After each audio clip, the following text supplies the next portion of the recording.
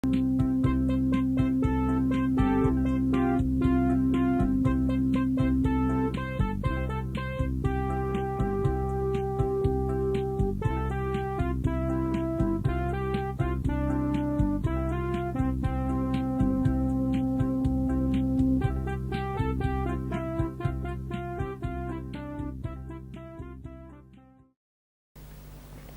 forget what an important purpose this is. It's unfortunate to me that so much energy is being given by parents, both men and women, to making more money so that they can leave a greater inheritance for their children, rather than spending more time with the children and creating a spiritual inheritance.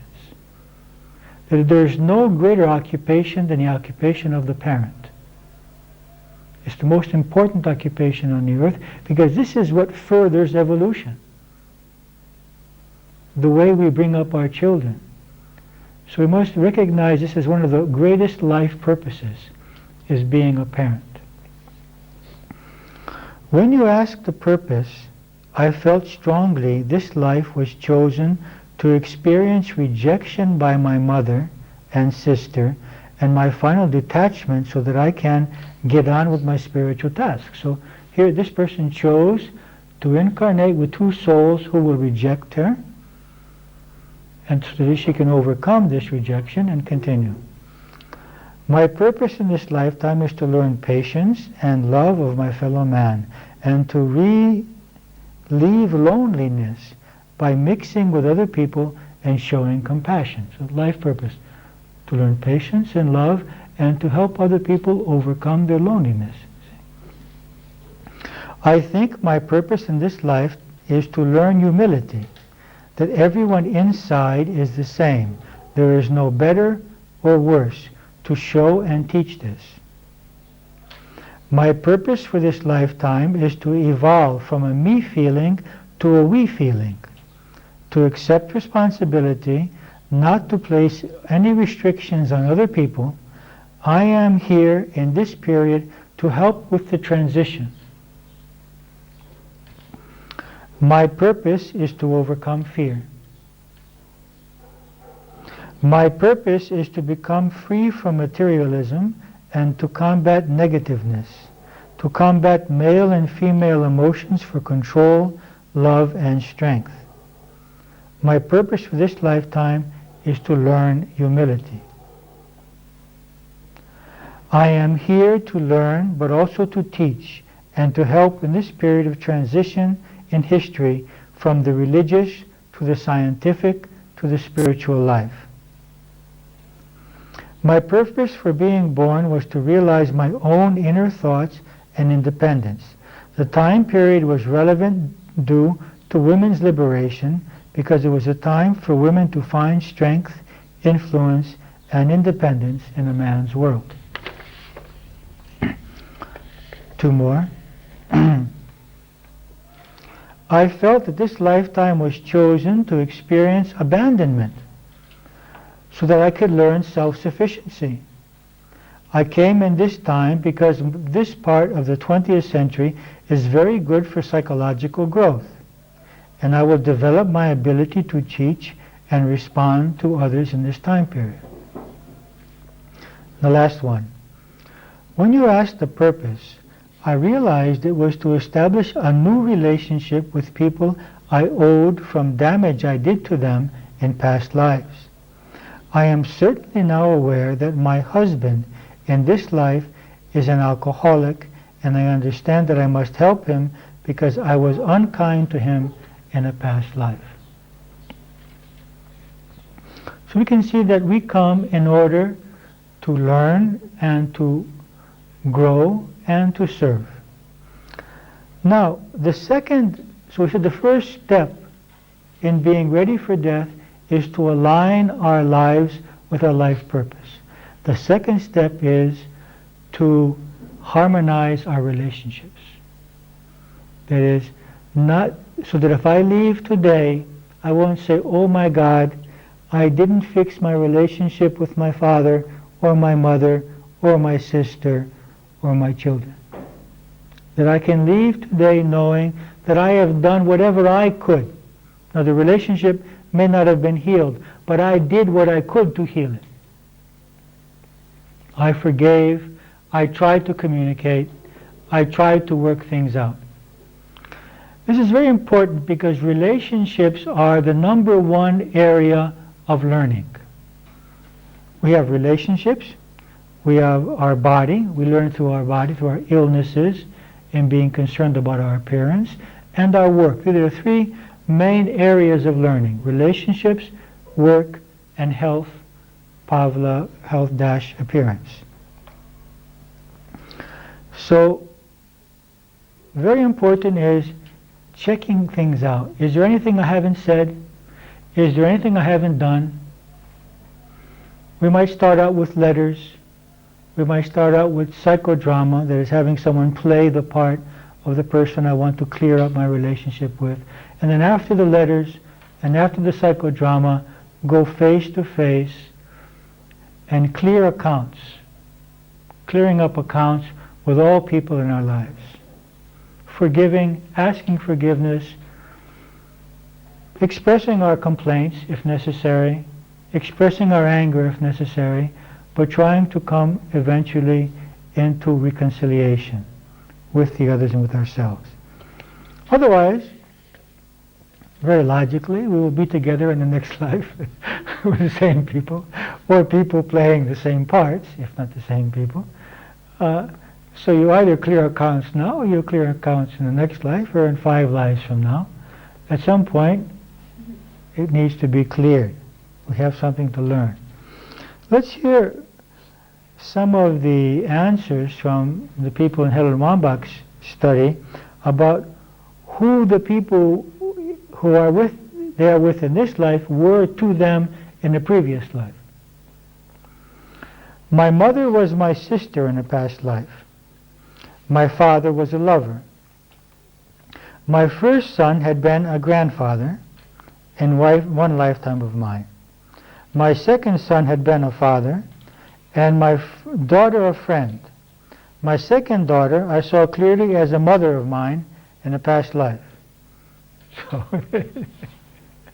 So now you know why we don't remember our past lives, because otherwise we'd be totally confused. If we saw someone and we had been to them father, mother, sister, brother, enemy, friend, captain, employer, employee, we wouldn't know who they were. I mean, we get very confused. Of course, it might help us become detached and not so attached as we are now. Another one. My mother was a close male friend from a past life. My father was my wife, whom I used to treat cruelly in a past life. Another one.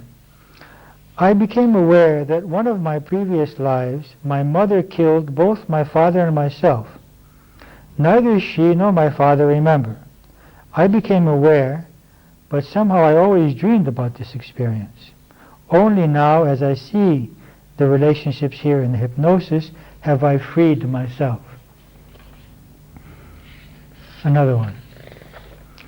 My mother was a mother of mine in a past life, and also a child of mine in a past life. My children told me they wanted to be my children before I was born, and I knew them not only from past lives, but from the between life period. So these agreements were made even before this person was born, had made an agreement already with souls who would be her children. I knew my mother had been my mother previously. I had been twins with my father, so we were very close. I was aware of numerous other family relationships that stemmed from past lives. I was glad to be a sister rather than a wife to my brother. My mother was a sister or close relation in a past life. My father was a captain of a ship I was a sailor on. I got the impression that many other people who were in this lifetime were in a particular lifetime of mine in the 1600s. I realize now that part of my purpose this time is to be aware of my mother's feelings towards me and learn to love her anyway. Oh boy, is that a toughie. I came in this time period to correct past errors and work out my guilt about certain relationships. So, what are the results? What the general results that Helen Wambach found? Among 87% responding yes to the question about knowing parents in past lives, there was an astonishing variety in the relationship reported. Fathers in this lifetime had been lovers in the past, mothers in the past, brothers, sisters, friends, and children. Mothers in the current lifetime were seen as friends, fathers, brothers, sisters, and children. There was no consistency at all in the way in which people in this life were related in the past lives. The Freudian hypothesis of daughters wishing that fathers were lovers was not evident in the data. Nor did sons see their mothers as wives in past lives more frequently than seeing them in other relationships. Often parents in this life were friends or distant relatives in past lives. Mates and lovers were perceived as friends, close relations, parents from past lives, as well as lovers. Some subjects did report that husbands or wives in this lifetime had been in sexual relationship with them in past lifetimes as well. So there appeared to be a trend for people to work out sexual relationships by assuming the same sex roles in several lifetimes. But again, this was well under 1/3 of the reports of the relationships in past lives of husbands to husbands or lovers now. So, the next important, if you like, step is to clarify our relationships. These are the two main things. It is be attuned to my life purpose and clarify my relationships. Now you have some sheets to help you with that. Page 8, it says forgiveness and freedom. You may want to answer these questions. If there are people you would find difficult to be separated from, either because of your or their departure from the physical body, who and for what reasons, and see if there's anything you need to forgive or ask forgiveness for of these people. And then page 9, letters of truth, forgiveness, and love.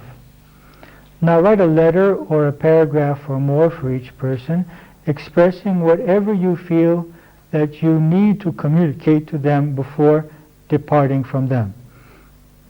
You might like to express some needs, emotions, complaints, grievances, bitterness, feelings of injustice, disappointment, love, gratitude, secrets which you have held, what you admire in them, or perhaps you would like to forgive or ask for forgiveness.